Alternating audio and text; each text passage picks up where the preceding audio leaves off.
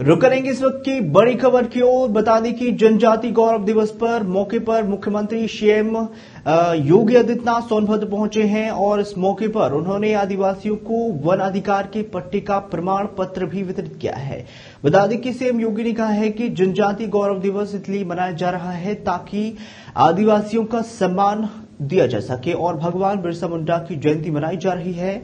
भगवान बिरसा मुंडा ने आजादी की लड़ाई में बहुत बड़ा योगदान दिया था।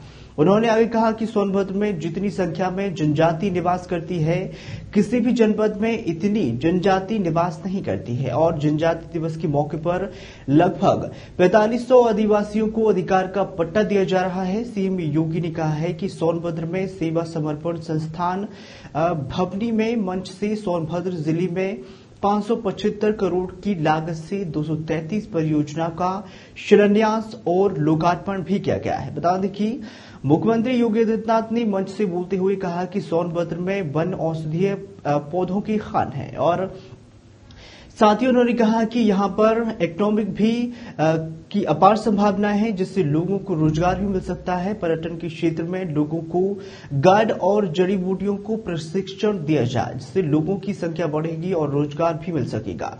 बता दें कि राज्य सरकार इसके लिए जरूर काम करेगी। योगी ने कहा है कि अब तक पूरे प्रदेश में 2,33,035 परिवारों को वन अधिकार का पट्टा दिया जा चुका है और इस कार्यक्रम में समाज कल्याण मंत्री असीम अरुण भी, समाज कल्याण मंत्री संजीव गौंड और दूधी विधायक रामदुलार गौंड भी मौजूद रहे। और इसी का परिणाम है कि यहाँ पर सरकार ने तय किया है कि चाहे वह थारू हो, चेरो हो, ओल हो, मुसार हो, बोक्सा हो, भुइया हो, अहरिया हो, जो भी जातियां जनजातियां हैं, हर जनजाति को अगर आवास का पट्टा नहीं है तो आवास का पट्टा नहीं देंगे। जो लाभार्थी की श्रेणी में आता पदाधिकार कानून के अंतर्गत उसे उसका वह पट्टा ही प्राप्त हो गया। समर्पण संस्थान से जाकर होगा कि ऐसे संस्थान खोले क्योंकि यहां पर वन औषधियों की खान भी है। यहां पर तमाम प्रकार से हम ईको टूरिज्म को भी डेवलप कर सकते हैं। हम अपने इन जनजातीय समुदाय से ही कुछ लोगों को उसके साथ जोड़े, गाइड के रूप में प्रशिक्षित करें।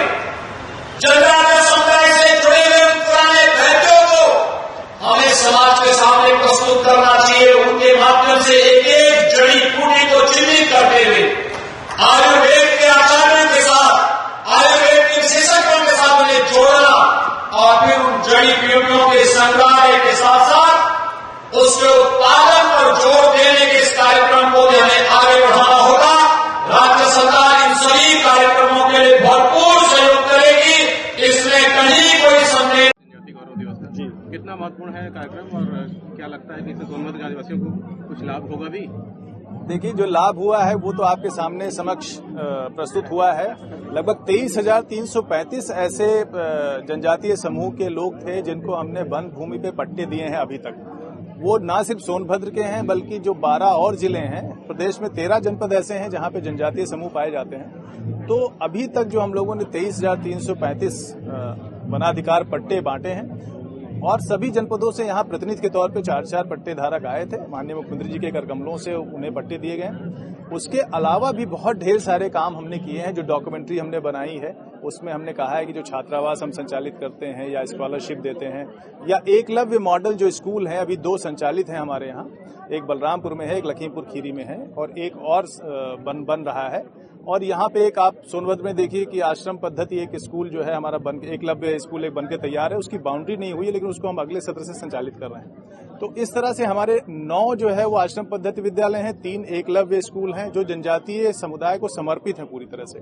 उसके अलावा उनको कौशल विकास, उनको जो है वो छात्रवृत्ति देना, उनको सिलाई कढ़ाई का प्रशिक्षण देना, उनको बहुत तरह की उद्यमिता में जो है प्रशिक्षित करना। तो ये ढेर सारे काम हम लोग कर रहे हैं। ये जनजातीय गौरव दिवस भगवान बिरसा मुंडा की जयंती पे हम लोग हर साल मनाते हैं। इस साल बहुत विशाल आयोजन के सामने माननीय मुख्यमंत्री जी द्वारा कई तरह की घोषणाएं भी की गई हैं। जो अब तक हम लोगों ने काम किए हैं उसको जो है वो जनता के सामने रखा है। तो शहरीकरण और औद्योगिकरण के नाम पर लगातार वनों का दायरा सिमटता जा रहा है, तो ऐसे में क्या लगता है कि जो जनजातीय समूह है अपनी जमीन से कट नहीं जाएगा जब इस तरह के विकास के नाम पर इस तरह से? देखिए, अगर कहीं क्षरण हो रहा है वनों का तो लगातार जो है वो वृक्षारोपण भी हो रहा है।